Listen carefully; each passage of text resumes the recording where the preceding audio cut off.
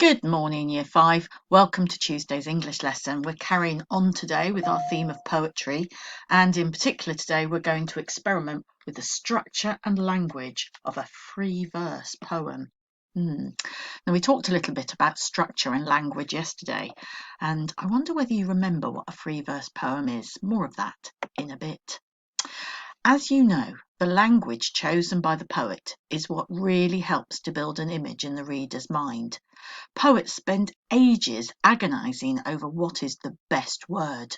Do they want to use run or sprint or race? Okay, each one creates a different picture and each one has a different rhythm to it. So it's really important that the poet chooses the right one.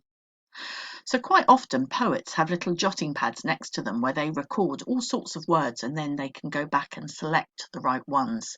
And often they have a thesaurus next to them so they can look up alternative words for the ones that they started with because they might find a better word in there. So language is really important and we're going to use this today. Does anybody remember what a free verse poem is? Have a little think. This video clip might help.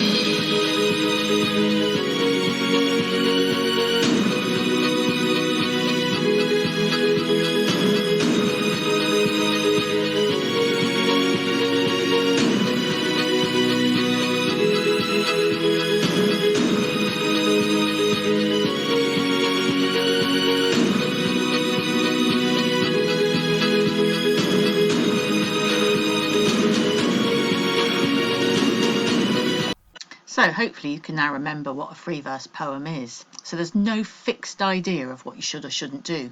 All that matters is the effect that you're trying to achieve.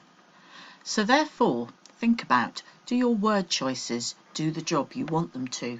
They're very, very important in free verse. So I want you to imagine for this first task that you've got to make a neon sign. You've all seen them, I think, probably when you've been out at night and they've lit up on the sides of a cafe or a restaurant or a shop or, in a shopping arcade or somewhere. So you're going to create your own neon sign today. So I want you to remember that neon is expensive, so you can only afford a few words, say one or two. What would your sign say? And how could you make your sign effective while keeping it really brief? Would you use a poetic device like onomatopoeia? Would it just be a word you love to say because it rolls off the tongue so nicely? I really like rhinoceros or tremble. Or it could be a space-related word like asteroid. But I want you to think for a minute. Think of what your favourite word is and how you would use it in a sign. And then I want you to stop the video and I want you to get some coloured pencils if you've got them, or felt tip pens or whatever you have to hand, and try to create a neon sign. You can use any colour you like and you can mix up colours, you can do bubble writing, but how would you present your word as a neon sign? Just spend a couple of minutes of it. So stop the video and have a quick go. So welcome back. I hope you had fun doing that, and don't forget to send a picture in so that your teacher can see what you've been up to, or maybe we could show them on the Zoom call tomorrow. Now, words can be a pleasure to say and a pleasure to read, especially when there are no rules, like when you're selecting ideas for a free verse poem.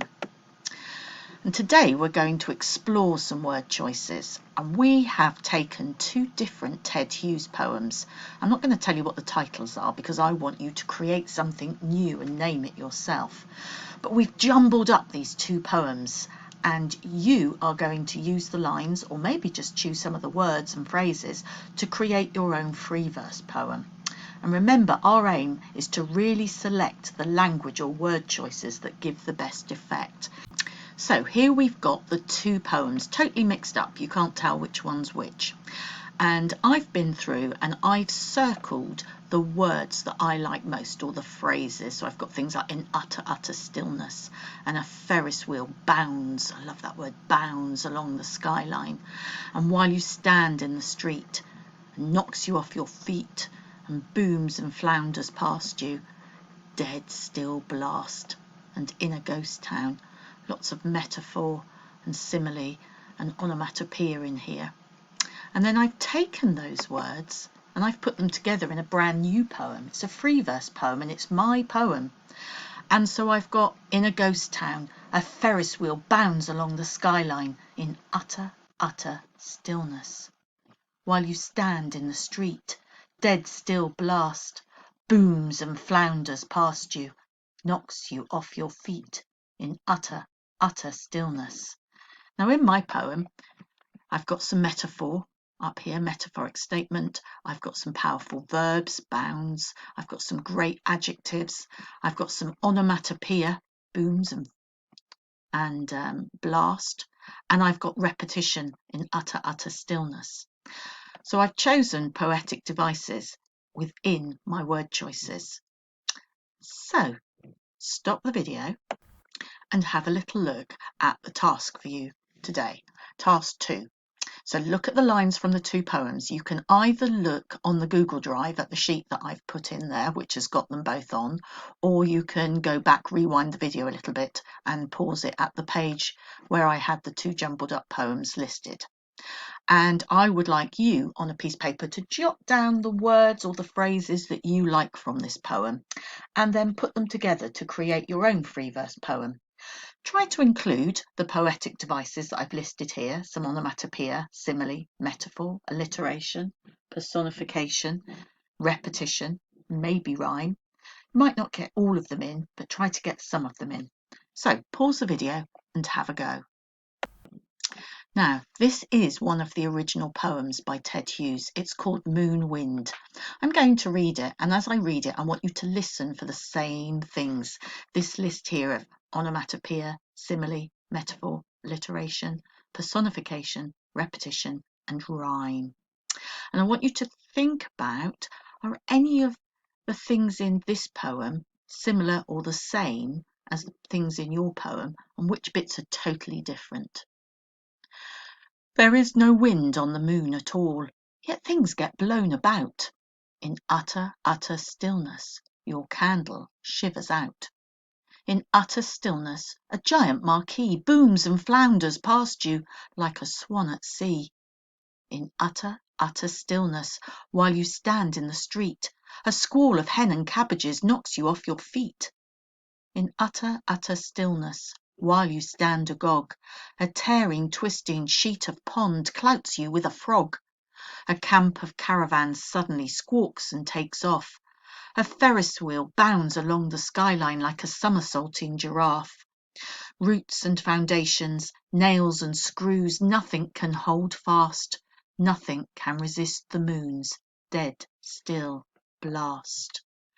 I wonder what you found. You can always pause the video and have a little look. Now, I've put my poem on this side of this Venn diagram because we're going to be comparing the two poems. You're going to compare your poem that you write, not my poem. You're going to put your one, but I'm going to do an example using mine. And you're going to compare your poem to Moon Whale's poem. So just to show you what I mean, I've got my poem here. And in this part of the Venn, I'm going to put in the things that are different about my poem. So the things that are in my poem, but not in Moon Whale's. And in this side of the Venn diagram, I'm going to put in all the things that are in Moon Wales, but not in my poem. And then things that are in both are here. And I'm also looking at which of the poetic devices I've used and maybe about the size of the poem. Mine's quite a short poem. This is a much longer one. Whether they rhyme. Okay, so is there any rhyme in them? Well, this one's got about and shout and marquee and see.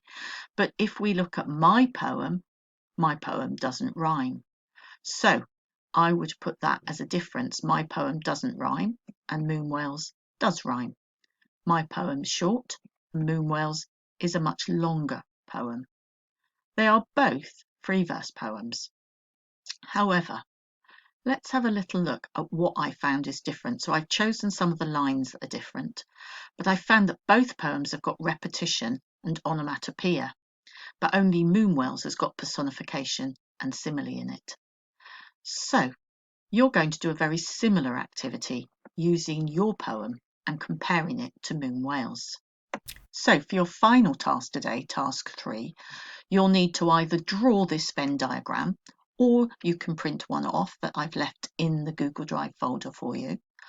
And you will need a copy of your poem that you've written, putting together lines from the two Ted Hughes poems that were mixed up.